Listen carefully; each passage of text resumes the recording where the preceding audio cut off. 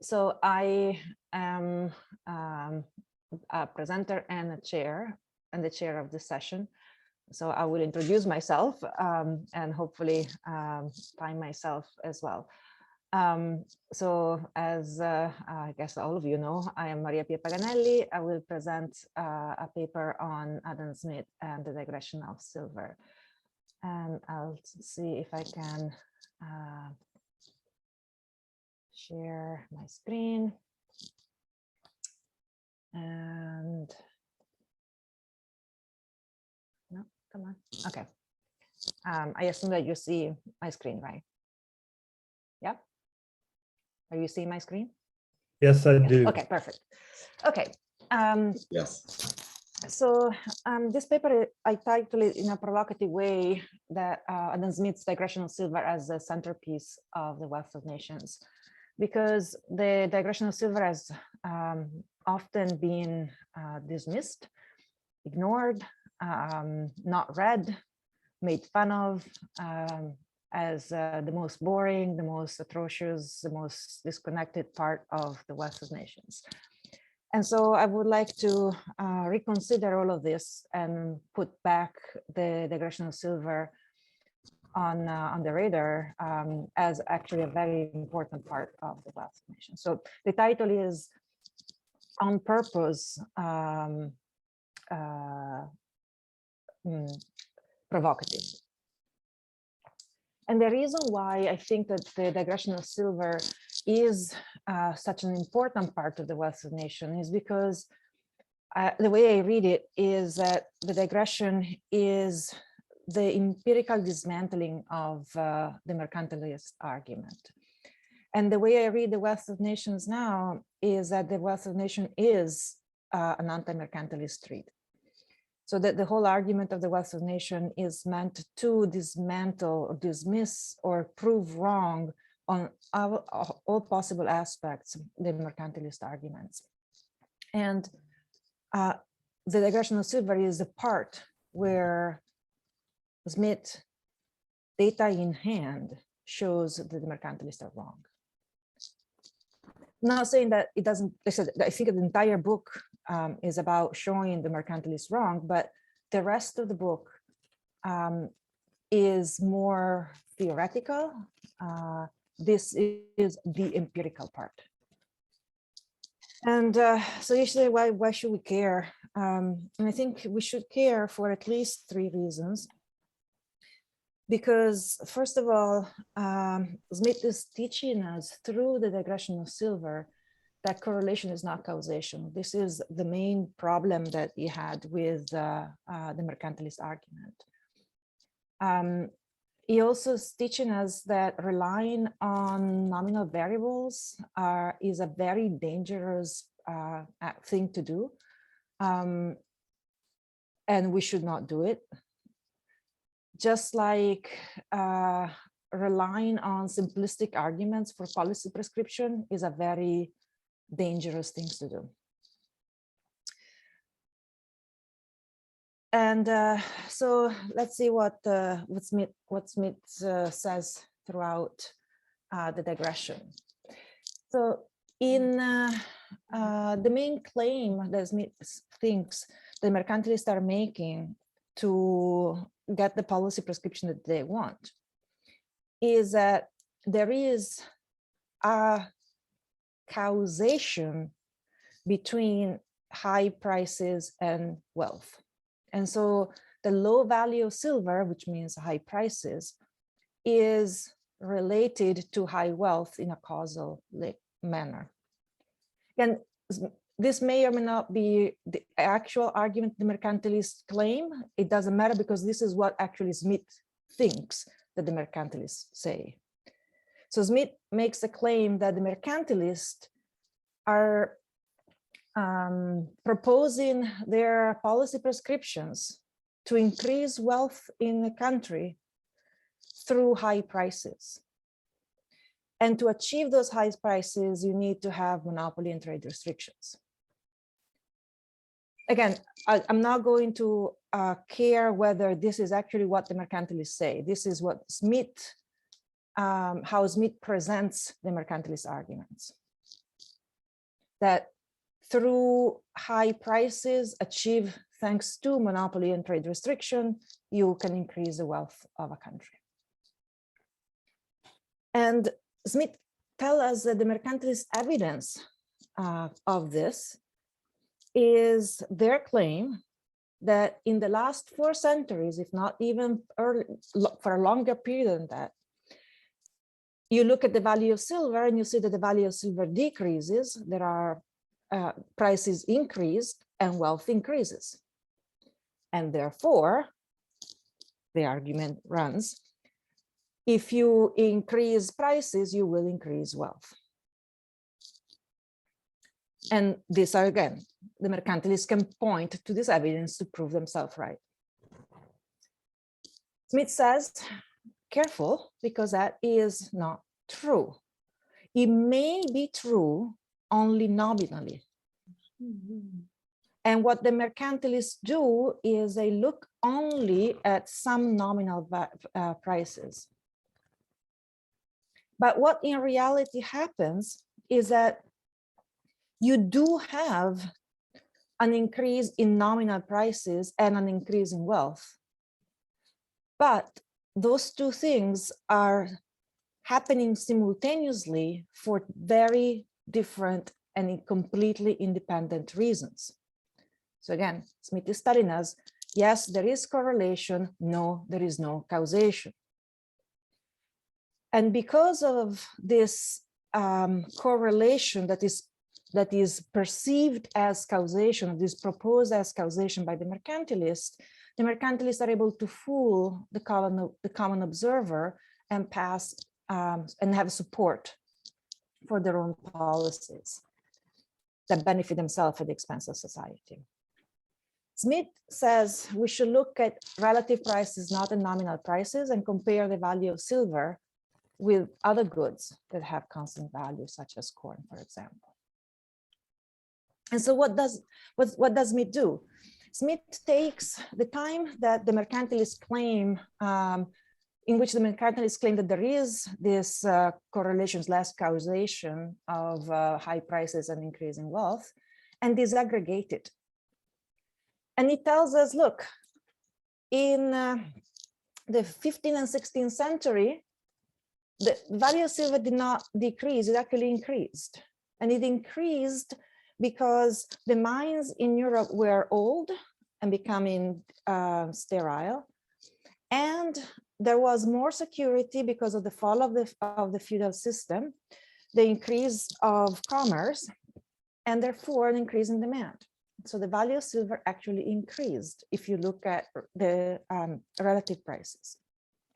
The only time in which the value of silver decreased, as the mercantilists claim, is from 1570 to 1640. And that is because of the discovery of the mines in the Americas.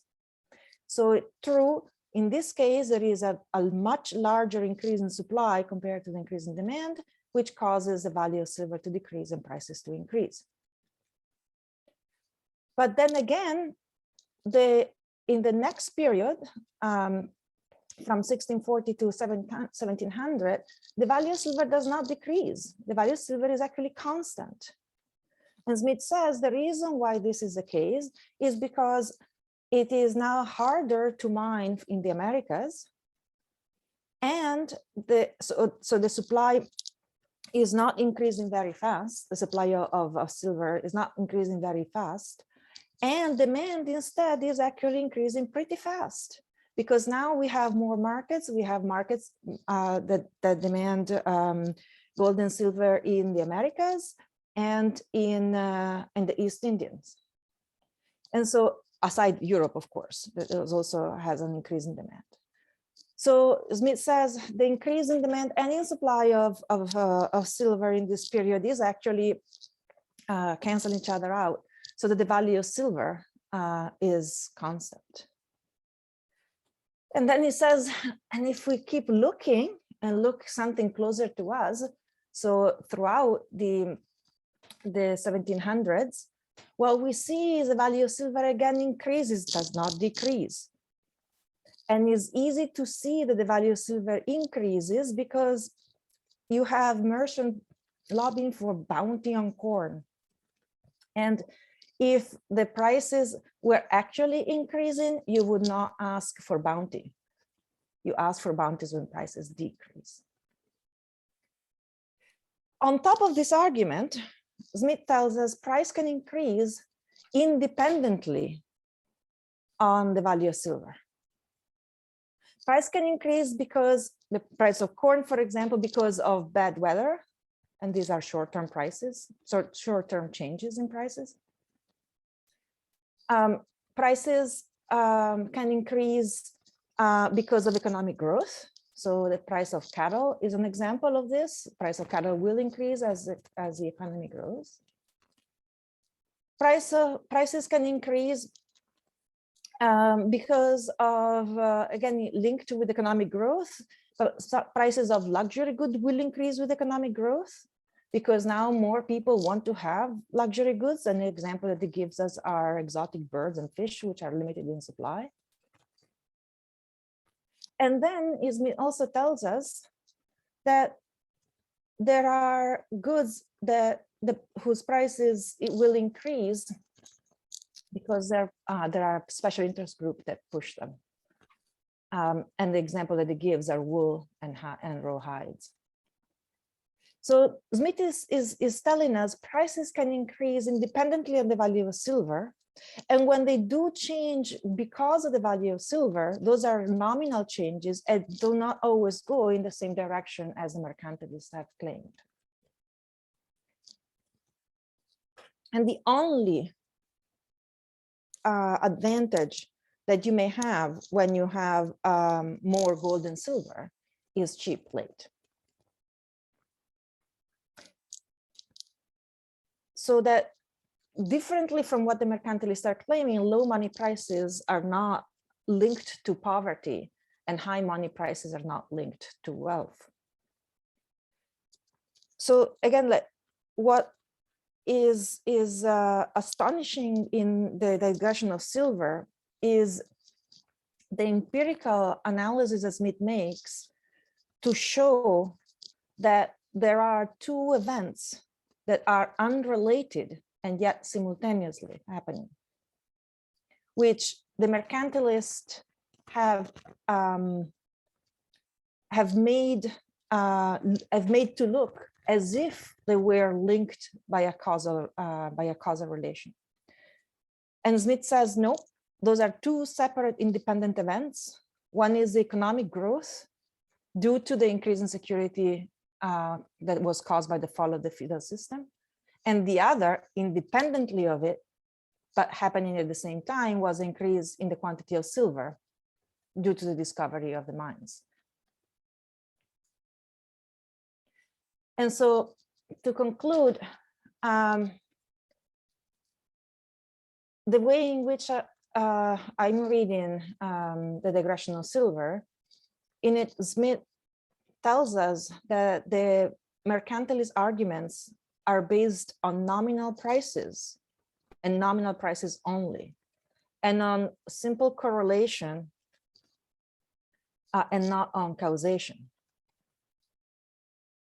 And the mercantilists are fooling the common observer, are fooling people consciously so that they can receive support to benefit themselves at the expense of society. And with this, Smith gives no space to any possible objection that the mercantilists can have. And so it is a complete and total dismantling of the mercantilist system that, as Smith describes it at least. And this is why I'm willing to say, again, in a provocative way, that the digression of silver is a centerpiece of the wealth of nations. And I can actually, okay, here we are. So I think I will open the floor to questions if there are any.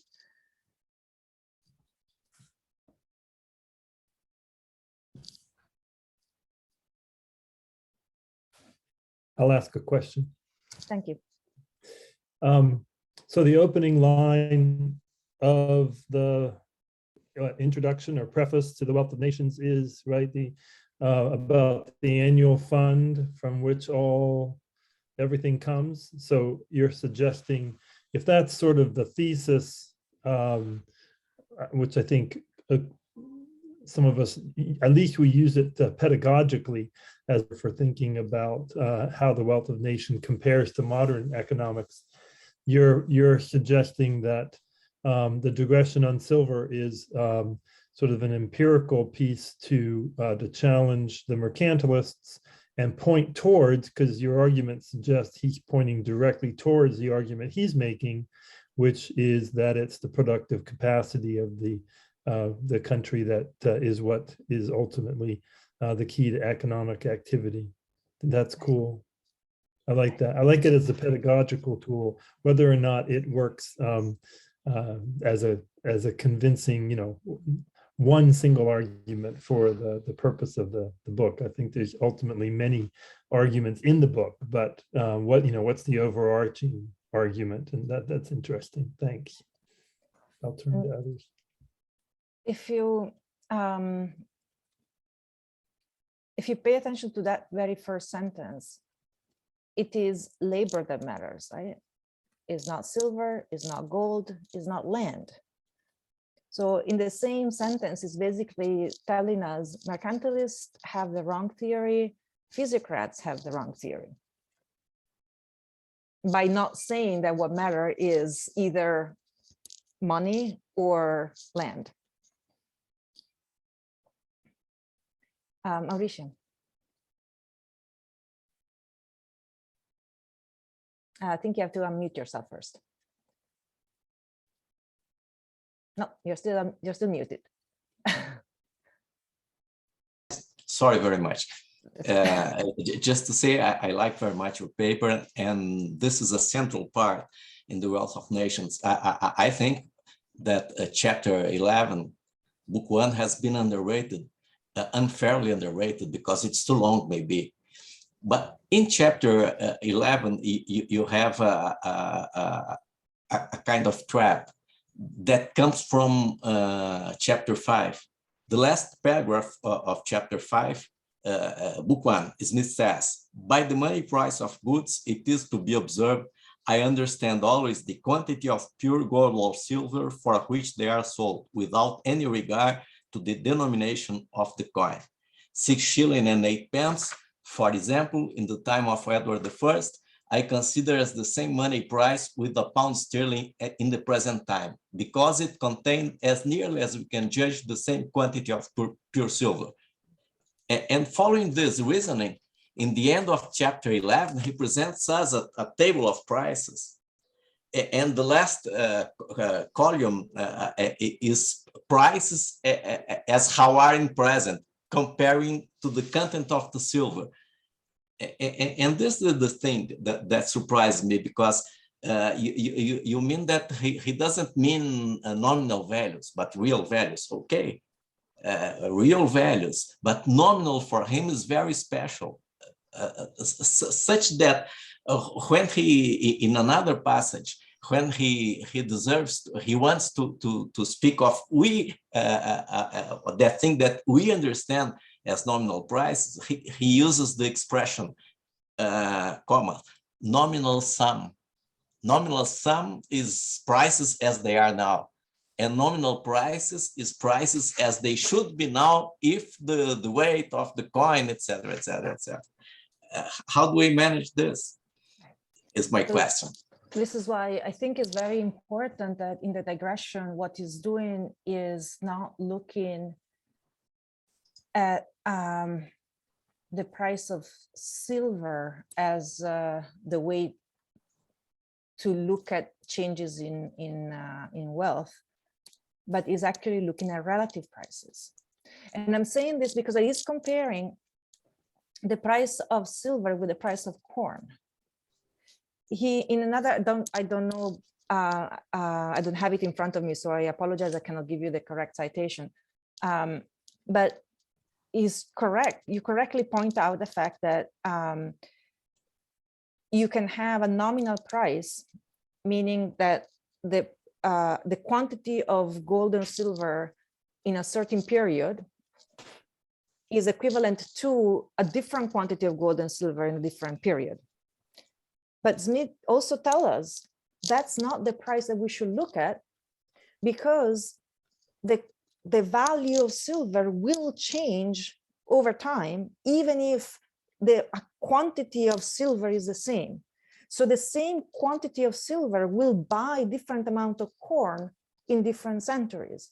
So any way you look at nominal, even if it's nominal is held constant in terms of weight of silver, it's not going to work, because the quantity of silver will change over the centuries, and the demand of silver will also change over the centuries, so its value will change. And this is why he uses relative prices. So he looks at the quantity of corn, not the quantity of silver, right? Or he compares the quantity of corn with the quantity of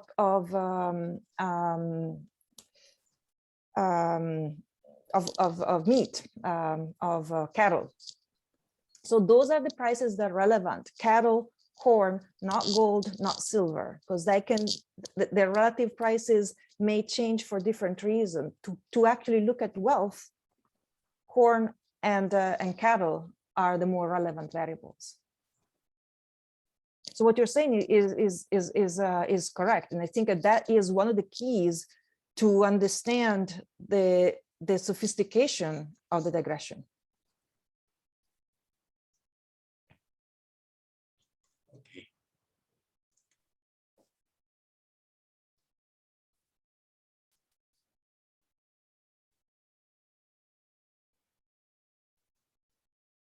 Any other questions?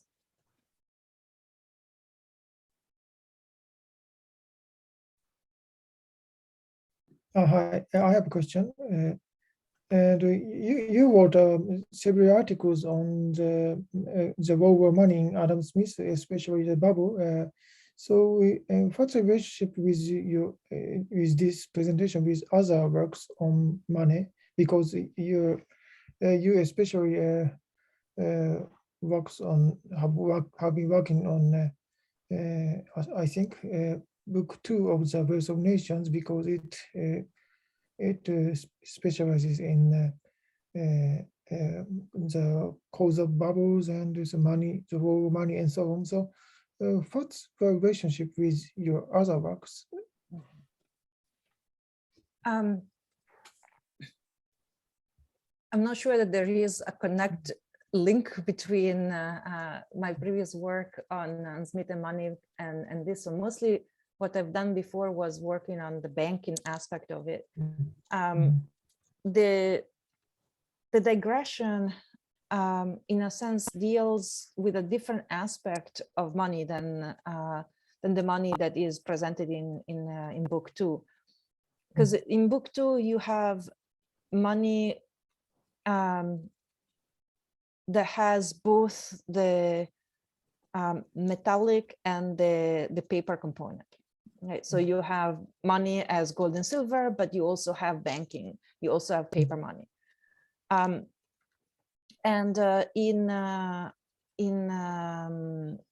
the digression and in the argument that the mercantilists are making, you don't have the paper money aspect. The digression is, in a sense, works in a world without banking. Smith does not develop it, or maybe because he thought that the mercantilists don't go that far. But I think that the argument that he presents in the digression is an argument that can be done in a world without banking. And I'm not sure how it would hold up in a world with banking. So the two things I don't think are contradicting themselves. They're just dealing with different in institutional backgrounds. Thank you so much. It's a very interesting point, I think. Yes.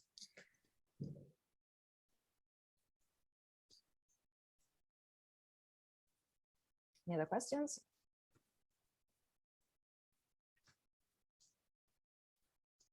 If not, I think we can move to Shinji's presentation. So the next presentation is by Shinji Nohara on Adam Smith and moral norms. Okay. Thank you for your introduction. I'm Shinji Nohara. I'm specializing in the history of economics, but today's presentation are a little bit different from history of economics because it is a kind of economic philosophy article rather than intellectual history. So because it philosophical consideration on the merit of Adam Smith's consideration on morality. Yes, and we as economists normally suppose that economic behavior has its own motives, such as a maximization of utility. People could accept social norms with its motives, the motives that are not necessarily the maximization. It may be wondered how the relationship between the motives of economic behavior and those of social norms is. For if social norms requires their motives other than economic motives, such as maximization of utility, it can be asked how people in economic behavior are motivated in keeping social norms. Economists, however, generally explain social norms either by payoff or by social preferences. Some economists assume that people conform to social norms by considering their payoff. Some of them insist that one's payoff is influenced by how one perceives another's payoff. Especially game theorists tend to focus on payoff to explain social norms. As I argue in section 2, people could accept social norms regardless of their payoff. Social norms could be resulted from people's unconditional commitment by which they acted regarding their payoff. Other economists, in some cases, maintain that people conform to social norms by social preferences. By social preferences, as I discussed in section 2, we cannot explain selfish economic behavior. What is needed is a mechanism by which we can explain both selfish and altruistic behavior. According to Floris Huckelm, behavioral economists recently tended to see people's behavior as a combination of rationality and sentiments. People are not completely rational, but also sentimental. And these two kinds of human nature constitute the background of human behavior. This is Huckelm's history of behavioral economics. It's a very good work, I think. And what is required to research is to find out a model that explicate both rational and sentimental behavior. Okay. This presentation explains this mechanism by referring to sentiment in the Smithian model. Whereas among Smith's moral views, some scholars paid attention to Smith's sympathy because of its similarity with the biological notion of empathy, or and its relation to social norms. So what scholars paid less attention to is Smith's focus on the sentiments as the motives of people. I think, yes, many scholars pay attention to Smith's sentiment, but what I'd like to focus on and what scholars tend to less focus on is how sentiments in Smith influenced social norms, and also in addition to people's rational and selfish behavior.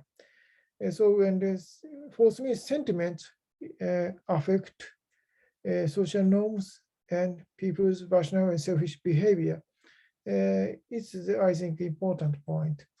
This Smithian model is useful for economists to fill in the research question of what motives we can explain both economic behavior and social norms. First, reflection of the payoff in social preferences. First, I shall argue how social norms as payoff is conditional commitment. Conditional commitment is to morality means it is conditional or it has conditioned because it is social norms do not social norms are not applicable for any case, but social norms are applicable for only limited case. This means a conditional commitment to morality. Andrew Schroeder insisted that many social institutions can be seen as a prisoner's dilemma, but repeated games, not one-time only games, can be the institutions in most cases. On this problem of conditional commitment, Jean-Philippe Plato elucidated that morality is not unconditional commitment. If one was likely to be deceived by another, one would not think of honesty as worth one's while. The long-term relationship requires reciprocity. So morality needs reciprocity. If morality is only applicable for long-term reciprocal relationships, it cannot be fit for people who cannot contribute to their community, because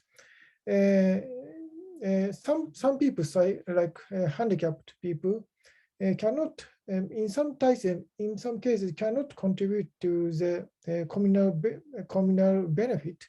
So, for these persons, they might be excluded from reciprocal relationship because they cannot contribute to this reciprocal relationship. So I think this reciprocal relationship has a fatal flaw because for some persons, especially for some minority person. Perhaps because one's payoff is not sufficient for explaining social norms, some economists added another payoff to analyze the norms. According to John Harsanyi, some persons like judges and public officers are required to be impartial because of the benefits of the participants of the game. Moral evaluations can be impartial only on the condition that each participant does not know each social situation beforehand. Even though in this case, one is required to be indifferent to one's payoff, one evaluates the payoff of every member of one's community. In this case, Harsanyi presupposes that calculating payoff is essential for morality.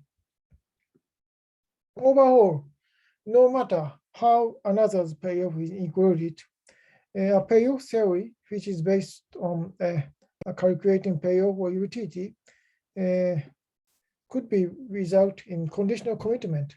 No matter whether economists incorporated another payoff into one's payoff, if an economist tried to demonstrate social norms by self as calculating payoffs, he or she might be forced to rely on reciprocity. Reciprocity is a conditional commitment to morality. It leads to morality on the conditions that each other agrees to establish some social norms. The norms are not to be established if one's cost to participate in the norms is higher than one's benefits to doing so. In this sense, this process is conditional. Unlike these theories of payoffs, some economists advocated social preferences are leading to social norms. They, however, fail to see how social preferences are compatible with economic behavior centering on self-interest. According to Fair and Schmidt, there is evidence that in a competitive market, people behave purely from material self-interest. On the other hand, many economists show that people are cooperative more than the standard model of selfish people. These incompatible pieces of evidence can be solved by considering not only selfishness but also fairness. Because calculating payoff is not sufficient for the unconditional commitment to morality, these scholars pay attention to social preferences. They, however, cannot explain how social preferences are compatible with economic behavior or selfish behavior. Because reciprocity is a conditional commitment to morality and based on calculated payoff, it does not demand morality for its own sake.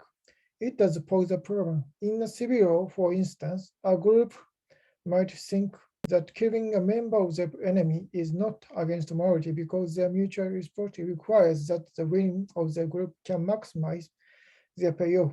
Because killing their enemy can contribute to winning, it can be justified.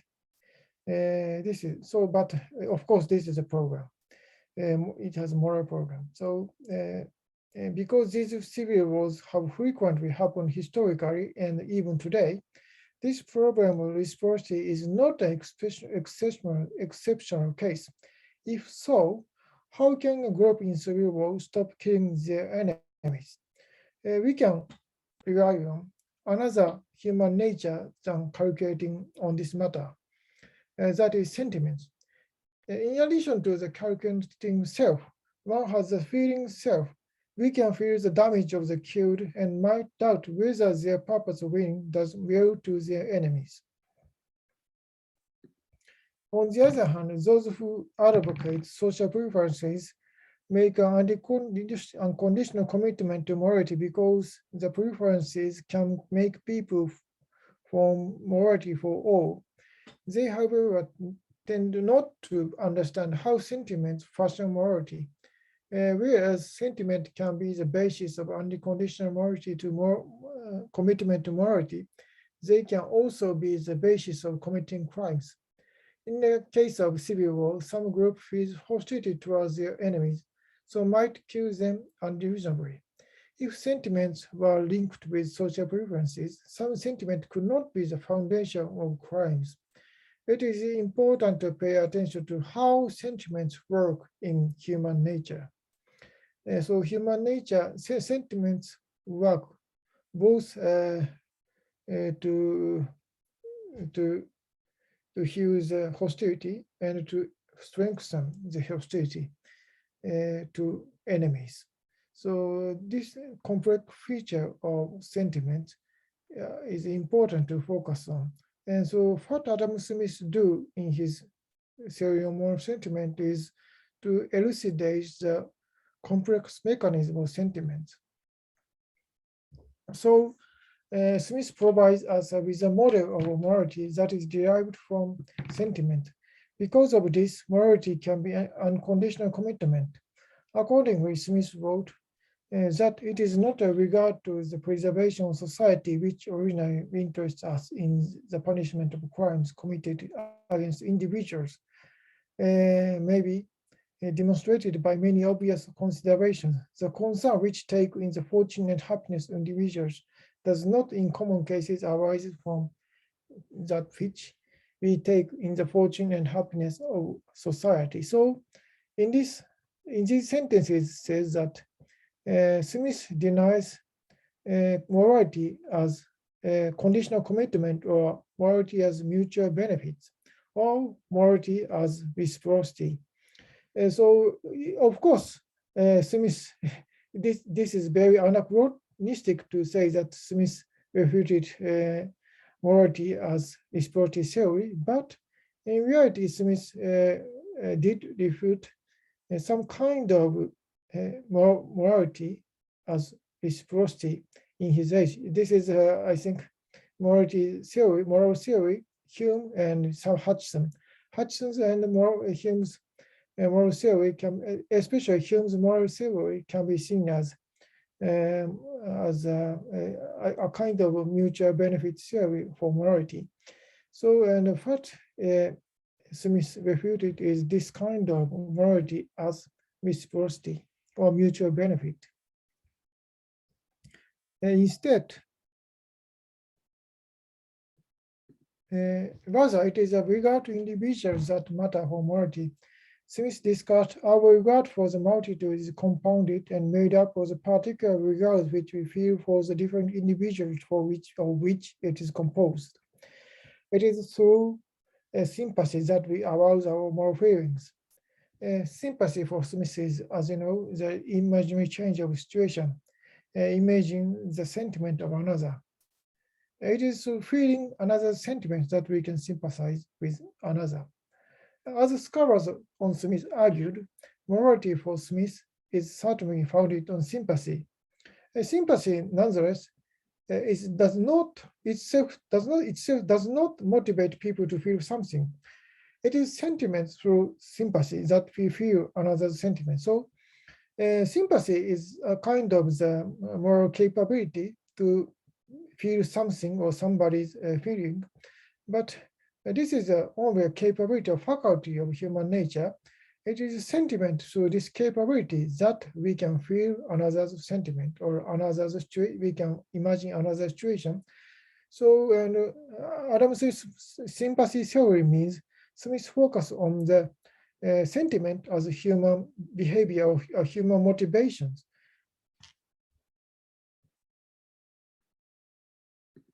And because one feels another sentiment through imagining his or her situation, one can form moral sentiment.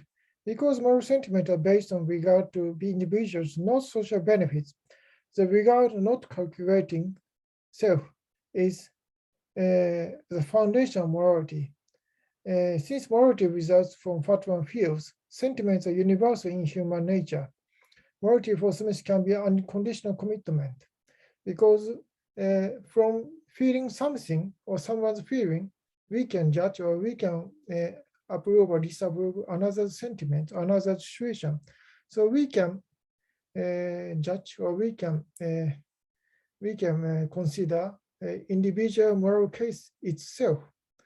So without any conditional commitment, so without any condition. So morality can be unconditional commitment in this case. Smith's sentiment for Smith are not without rules and can be agreed upon between spectators and agents. As he said, we may judge of the propriety or impropriety or sentiment of another person by their correspondence or disagreement with our own. Accordingly, we morally approve or deny another's sentiments. People, however, come to realize how different praise is from praise, how different praise is from praiseworthiness. As Smith illustrated, the most sincere praise can give little pleasure when it cannot be considered as some sort of proof or praiseworthiness. Praiseworthiness constitutes what is morally good in itself without considering its social benefit. So is an unconditional commitment to morality. Smith insisted that people can have an unconditional moral commitment to morality. Moral sentiment, nonetheless, is biased. Although our view is biased through experience, we can learn the general rules of morality. As Smith mentioned, our continual observations upon the conduct of others insensibly leads us to form to ourselves certain general rules concerning what is fit and proper either to be done or to be avoided.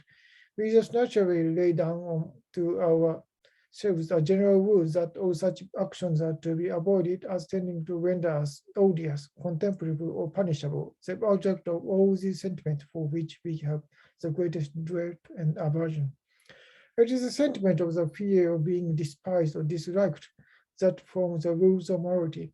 For Smith, the rules are based on the feeling himself, who feels something without calculation. We can form an unconditional commitment to social norms. Social norms for Smith are different from these from the calculation, because the calculation does not cause social norms. They can be universal without calculating payoff or utility. Social norms are derived from what we feel, and the feelings exist before any calculation, so they can be unconditional commitment. Since norms are based on sentiment might be irregular. People might deviate from the norms. People want to get wealth because they're sympathetic sentiment.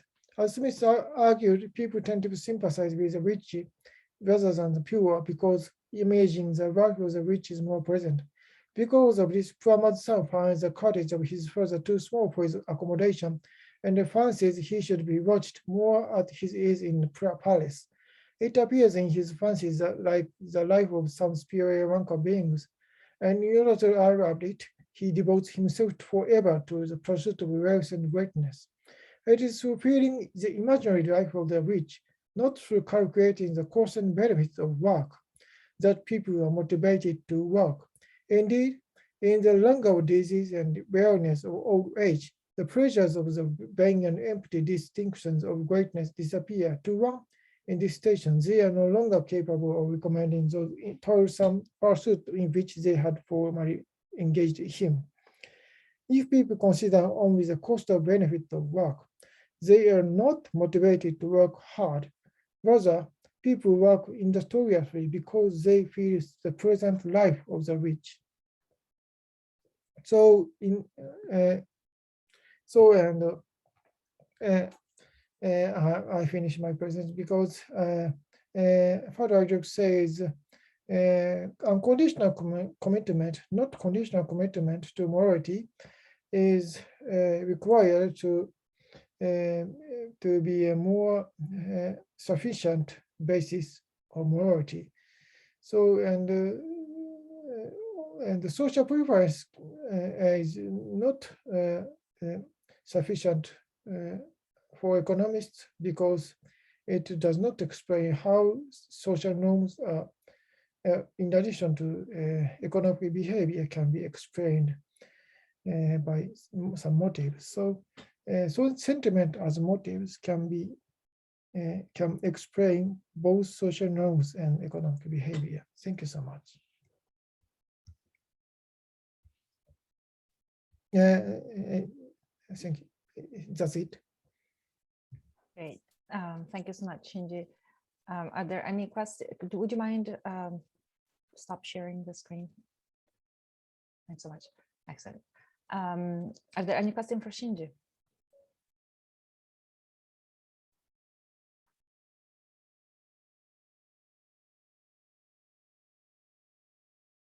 I'm going to ask a question then, because I fairly much like your argument, and in particular how different Smith is from some other ways of understanding morality, especially as reciprocity or conditional, or something that has some calculation related to it. Nevertheless, I'm wondering how unconditional is the unconditional morality, in the sense of my love of praiseworthiness implies that I want to be the deserving object of praise, and my impartial spectator is who determines whether I am indeed the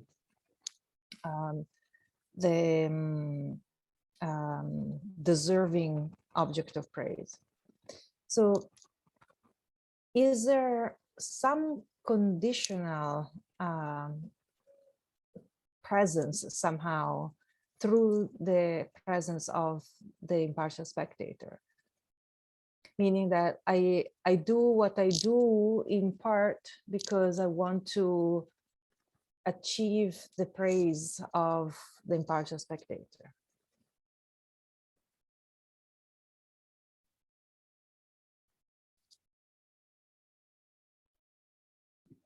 Thank you so much for your question. Yes, it is very in my presentation in this work is I think too simple, because conditional commitment, unconditional relationship between conditional commitment and unconditional commitment might be more complex than I supposed. So it is worth considering, and so I have no answer for the moment, but I think that yes, and impartial spectator can be conditional commitment to morality in some cases, but basically it is unconditional because it seeks for morality for its own sake, regardless of its social benefits, as Smith supposed. And but Smith also says that the social benefits or social cost and benefit affect the ordinary morality of people, So in spite of, whereas very informed, especially very informed impartial spectator can judge people, agent without, regardless of its social benefits. Ordinary people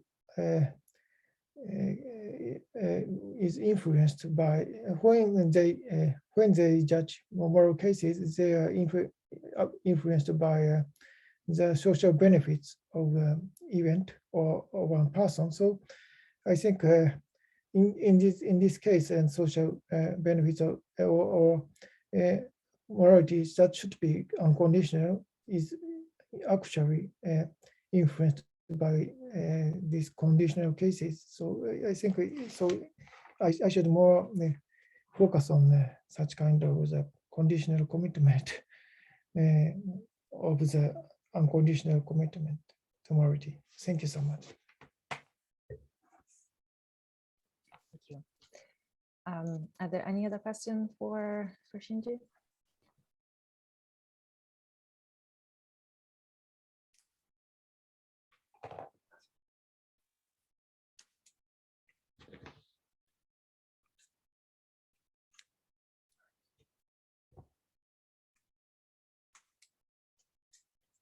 Okay.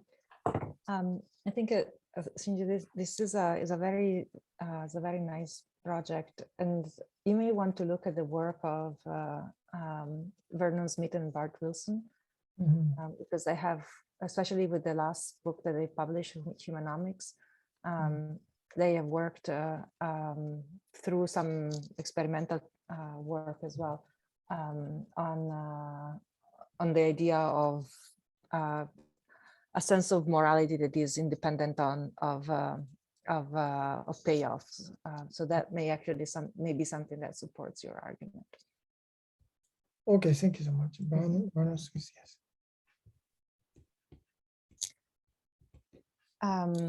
So our next speaker is Vishal Choudhury. Thank you. Choudhury. Who is going to talk to us about Adam Smith in Beijing, the market, the state, and society.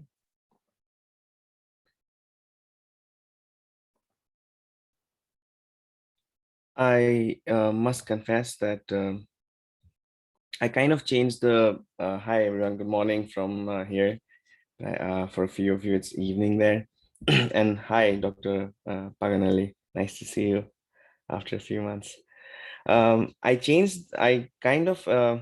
presented this before, and I kind of changed the headline. The ideas are the same, but I kind of changed the name of the article because I thought this was kind of hit the point more accurately. That is what I got from the feedback. So I would just like to quickly begin here. And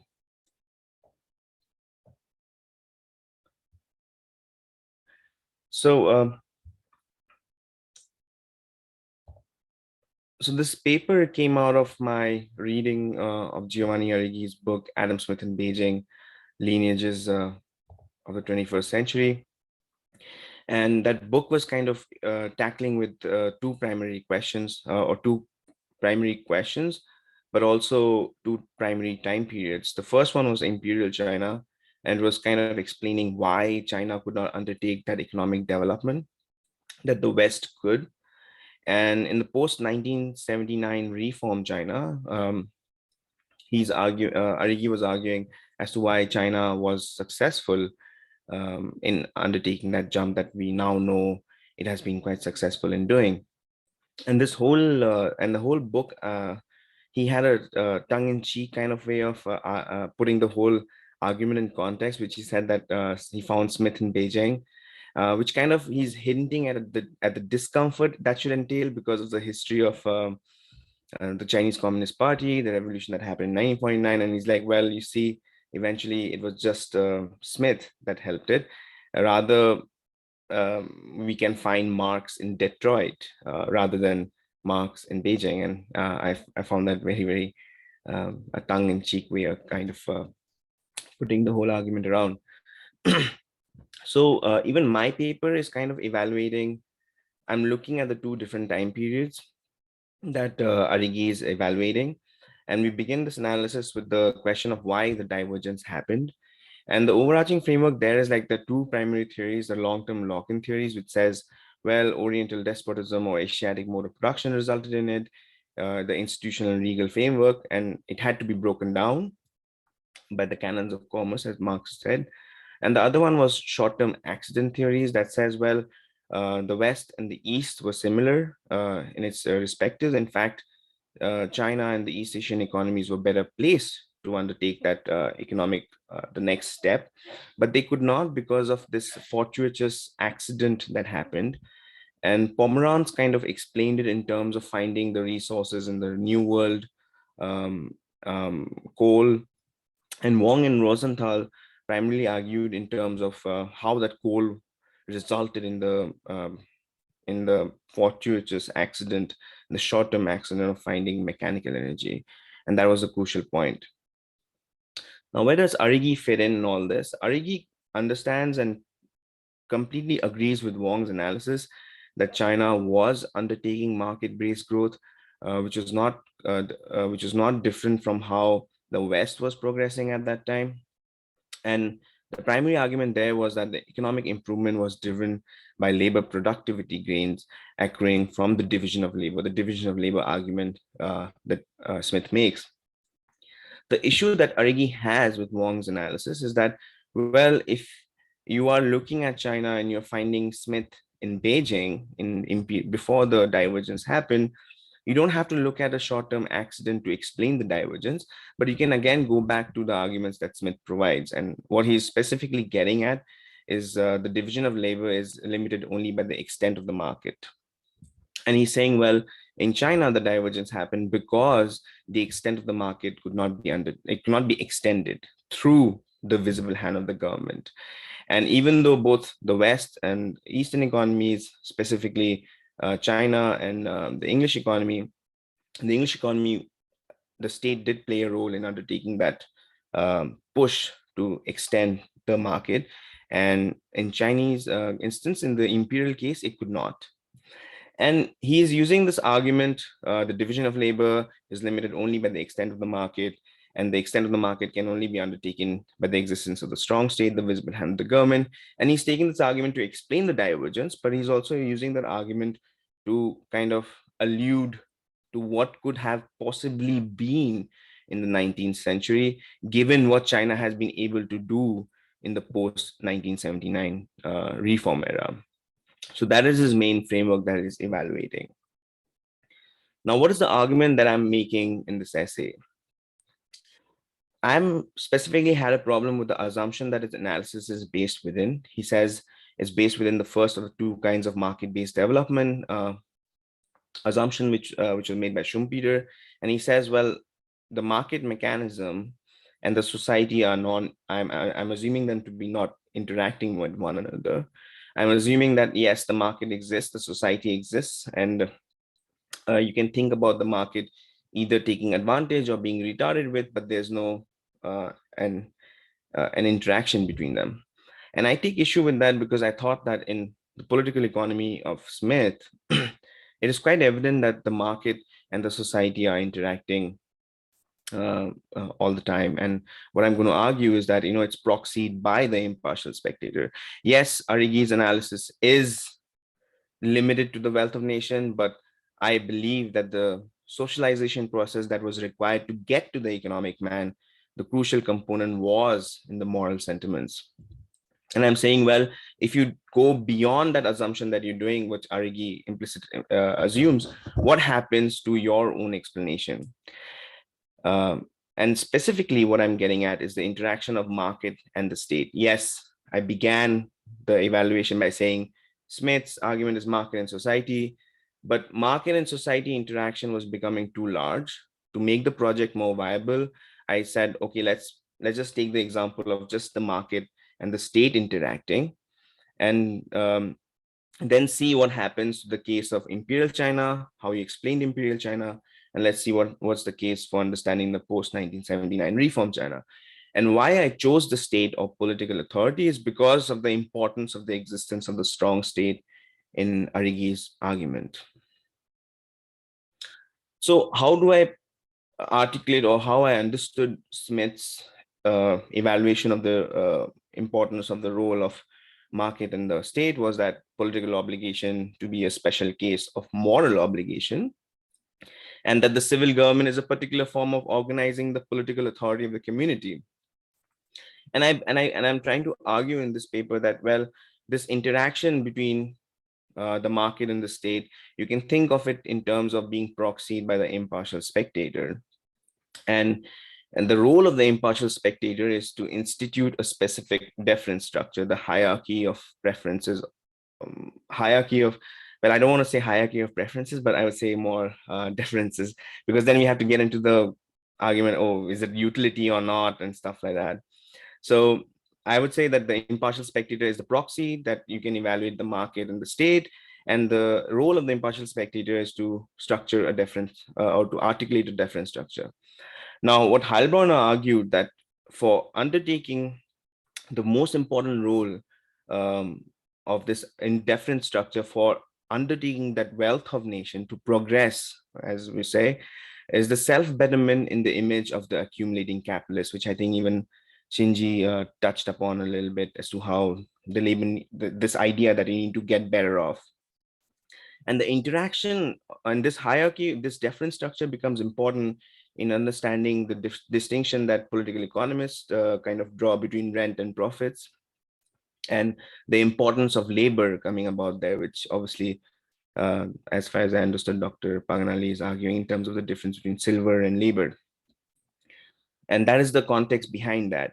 But the interaction of market and the state becomes important because the state plays a very important role in protecting that rank in order. It has to undertake that process, obviously, which Ricardo took up in terms of the corn laws and the whole political economy debate. Now, what happens when we see Imperial China, for example, when we know the context of this deference structure?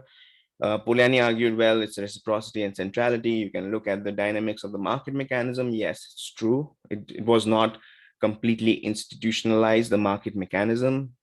And what I mean by that is that the price mechanism was not completely done. And the example that Wong gives is of the labor market.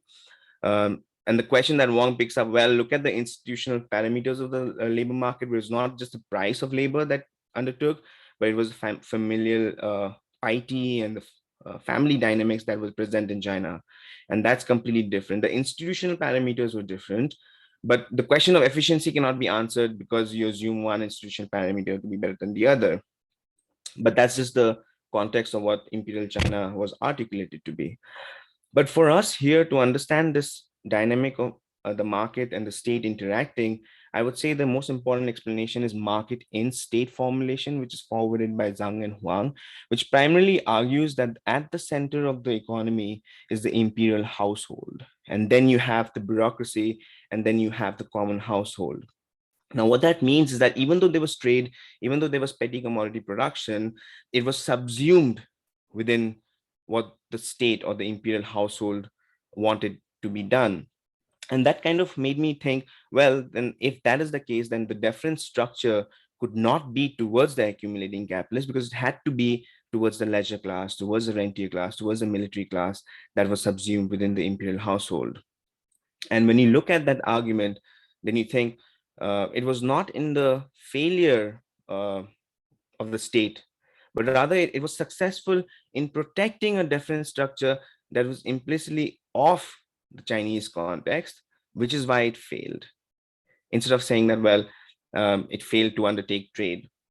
And what do I mean by that is that if you have a deference structure where it's not the self-betterment through the accumulating capitalist, then we have to decontextualize imperialism or colonialism. That was the crucial component of how this foreign trade-based development, the extension of the market, had to be undertaken, because the deference structure was towards the military class and leisure class, which is completely different from the accumulating class. So there's a dynamic there which is completely different, and you can historicize that in the kind of trade that was undertaken under Imperial China versus the kind of trade that was undertaken by Western economies to extend that market. So that is what I'm arguing in the imperial case. In the case of post-1979 reform China, I have no problems with the gradualist approach. There's the existence of the strong state, and it's all there. But again, when you look at the success that it's been able to undertake, we can see certain issues and problems that are far more complex than what Arrighi is kind of trying to put forward.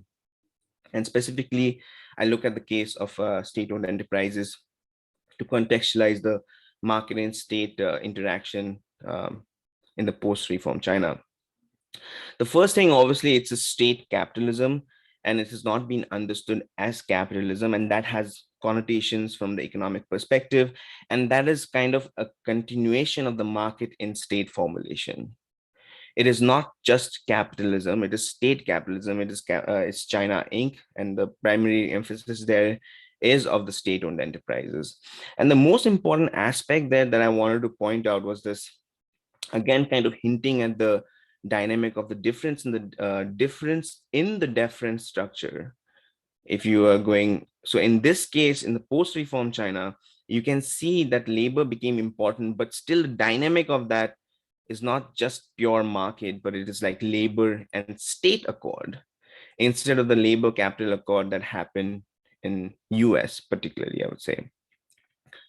So that is the argument there. But the other important argument that I'm presenting in the post-reform China is that this idea that China has been able to overcome this figure of lack characterization economically, because obviously against the comparative notion of shock therapy, you're like, well, the gradualist approach is what we need to do.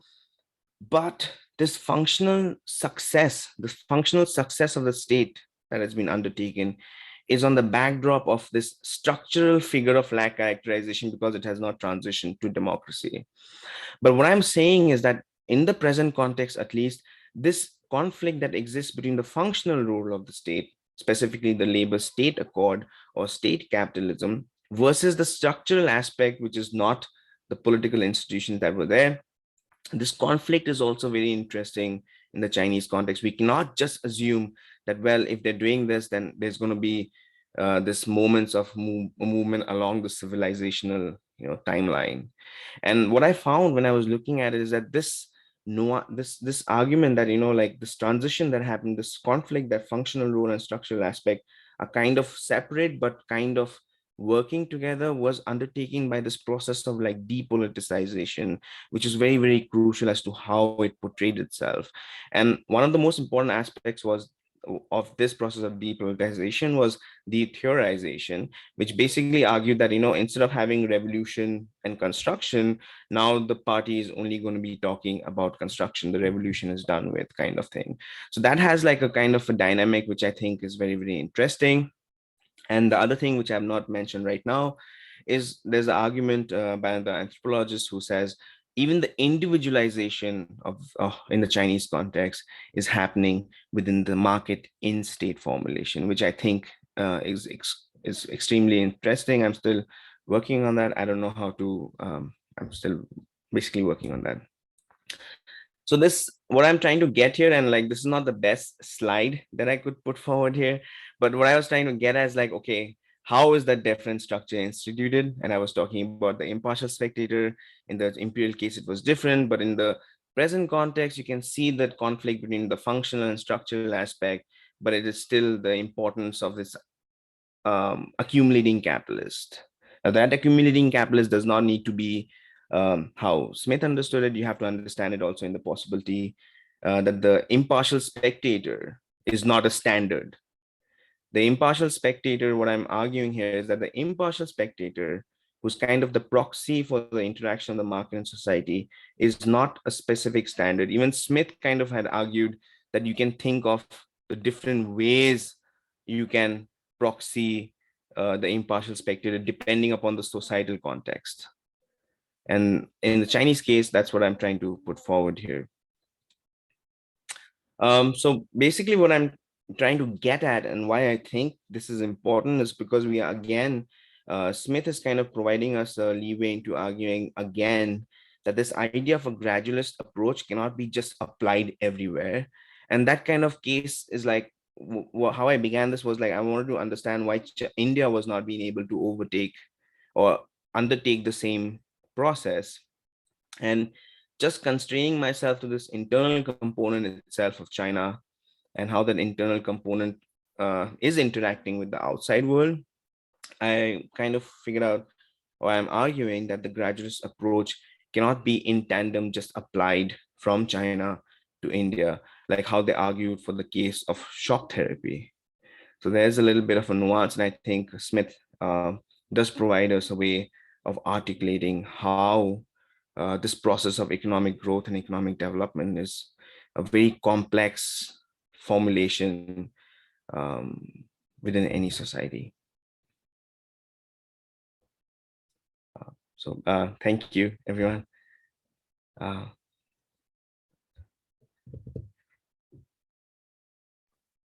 Thank you so much, Vishal. Are there any questions for him?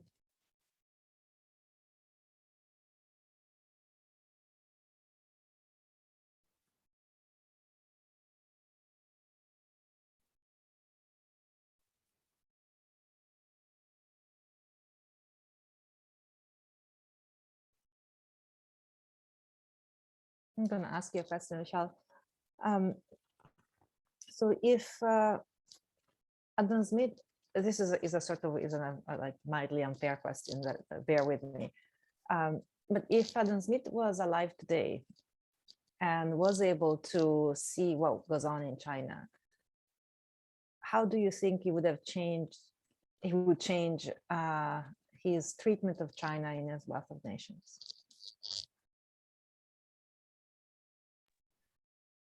I think in one way, in one specific way, which just cropped up in my mind was he would not change because it would still be I care more about my thumb than the earthquake that happens in the West.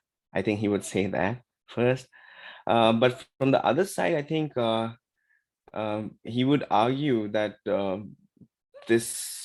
role of the socialization, or the importance of this, the impartial spectator, is not a capital I and capital S, but that the impartial spectator is kind of in its own milieu of social context, its own milieu of the historical flow and ebbs and stuff. And I think he would realize that this dynamic of the accumulating capitalist, when you look at from far, seems similar, but definitely it is not, because otherwise we would not be having the discussion about how state-owned enterprises work, or how overtly out there they are. Yes, obviously in the West there is kind of, but there's a separation between the state and private enterprises. But in the Chinese context, it definitely is not. So, and I think that kind of trade, or the foreign trade-based development that is undertaken, also changes the dynamics, because it's not like even after the World War II context, like hegemony without dominance. I think the American way of development was very different from the Chinese way of undertaking it, specifically in Africa, where they're just like brutally honest about the fact that it's a state-owned bank that is forwarding the loan. And then you sign an agreement where you have to pay it off to a state-owned enterprise. So from my context, I think he would realize that this impartial spectator is not capital I and capital S, according to me.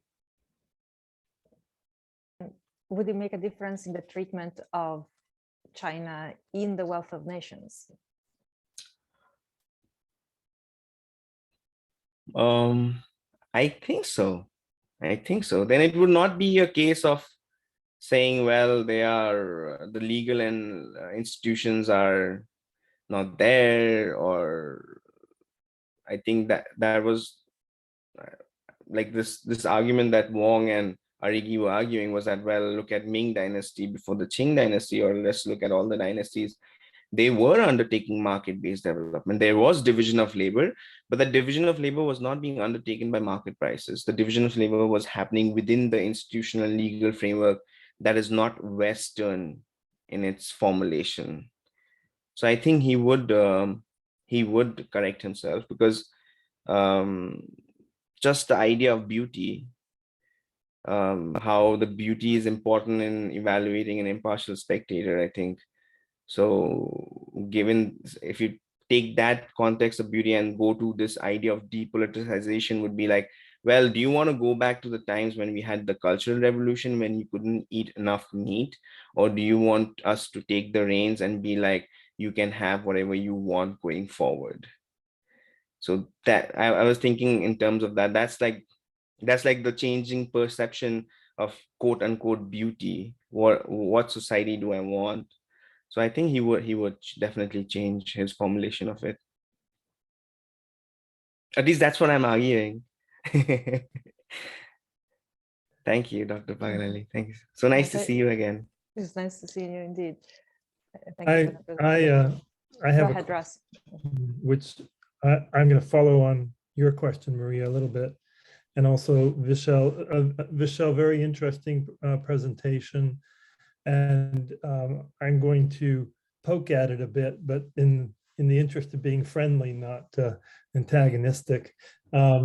It seems to me that one of the things I've always been impressed about The Wealth of Nations is that it decenters the hierarchy of the society and decenters royalty.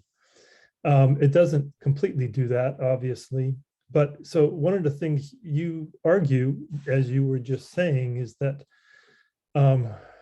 a sort of market-oriented approach to thinking about the Chinese history was the importance of, the leadership, or the people who controlled the society. And Smith's world was similar. You had dynastic orders of royalty that were integrated across Europe. So it's not just a English story; it's a Scottish story and a story across Germany. The king came from a dynastic order in Germany. That the central power was the mercantilists, for example, were attempting to influence the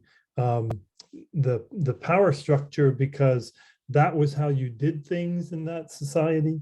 And Smith sort of radically decenters that and says there's a whole lot of stuff happening, among people who are making shoes. There's a whole lot of stuff happening among people who are producing coats in tanneries. So, I might take a different approach to thinking about Smith on China, which would be, Smith might say, I don't care about talking about the dynasties. Let me talk about people in the villages actually doing things. How is it organized outside the imperial powers? And so that's just an offer. Like that's just a thought. Like perhaps he might take a very different kind of argument.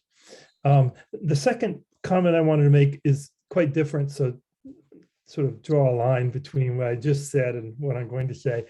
One of the great disappointments to me in the history of bringing economic history and the history of economics into online forums like we share today is that one of our original interactions got lost because all the files were destroyed or lost in somewhere. In 1995, all the major economic historians of the world really had about a 2-month conversation on the question, what were the relative standings of the economies of the world in 1500. And we had Andre Gunther Frank from Latin America. We had a number of key American and Canadian economic historians. We had economic historians from Europe. We had one or two from Asia. Ken Pomerantz, who you quote in the paper, participated in the conversation from the Chinese side, making the argument that China was as much developed as England and etc. And the conclusion of that discussion was an admission by the economic historians from the West that really it was possible to argue that around 1500, every part of the world had a unique feature to it that made it stand apart, but really basically human civilizations were all pretty much on an equal economic footing.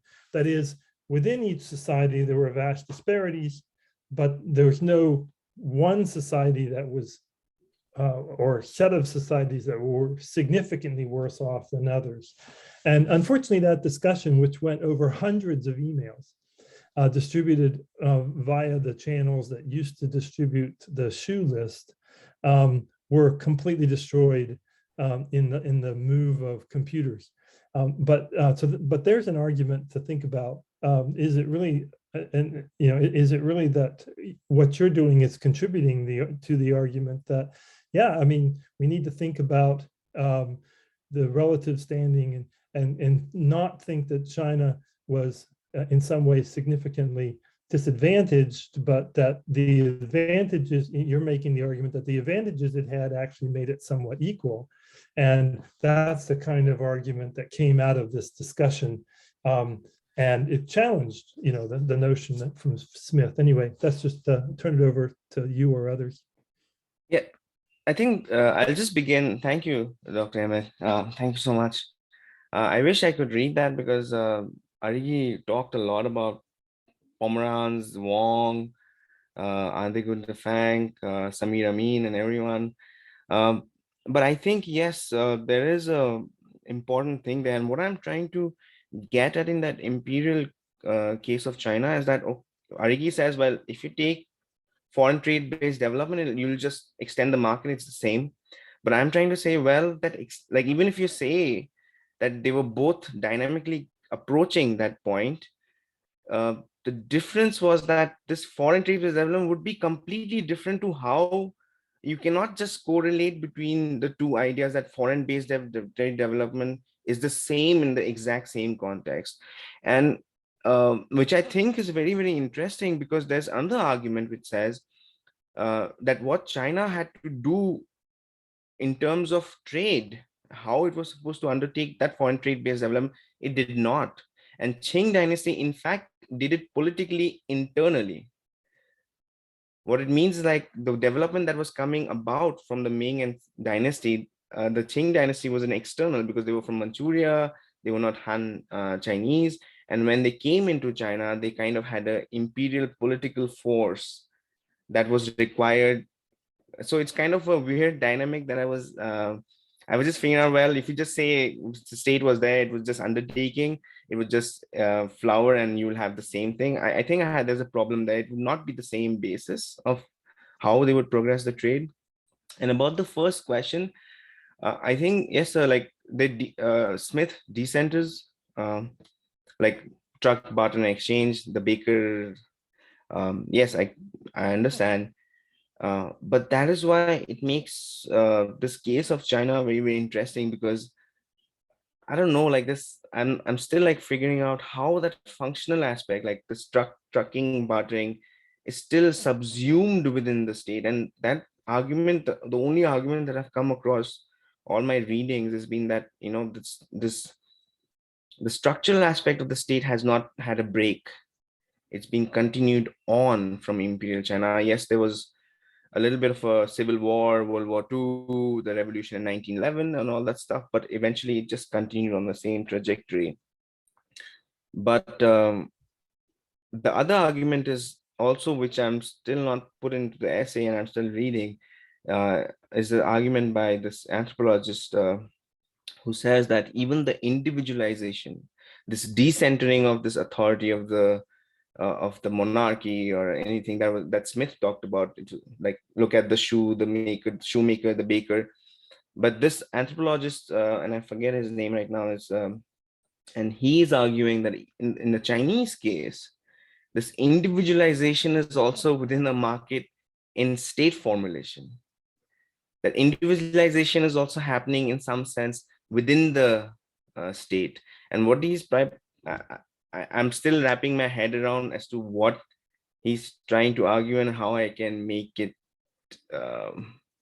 fit into my argument. But for now, I've left out that individualization argument, which is very, very important in understanding how Lindgren had put the abstract forms of authority that Smith said you need to overcome. But I will follow up on that, sir. Thank you. Thank you so much for those comments. Unfortunately, there's nothing to follow up on because it was all destroyed. It was such a, I was always so No, I'll bother disappointed. you, sir. You'll see a lot of emails from me.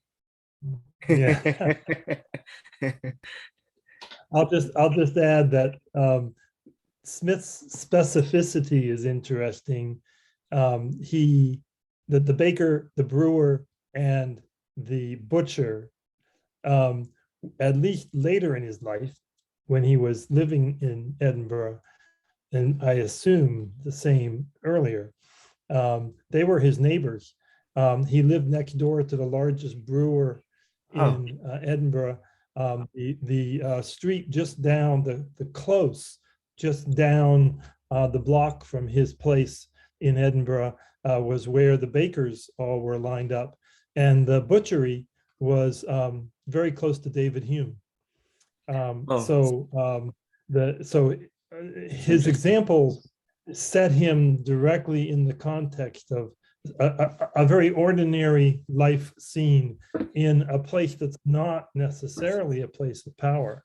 It would be for Scotland, but even in his earlier homes, it wouldn't. He was not in. He didn't necessarily live in the place of power. So, thank you. That's awesome. I think I'll begin my next presentation. Whenever I want to talk about the specificity, like the impartial spectator is not a capital INS. I think I'm going to use your example. I think that's a good one to begin with. Thank you. Thank you, sir. Great. I would like to thank all the participants, Vishal and Shinji in particular, for their presentations, and for all of you for being here. I hope we will see each other, physically see each other in the coming, the next meeting in June. Hopefully by then things will be easier. And anyway, thanks everybody for your presence despite the conditions. And again, looking forward to seeing you all in June. Thank you so much. Thank you so much. Thanks, Thank you so Maria. much. To you Thank you too. so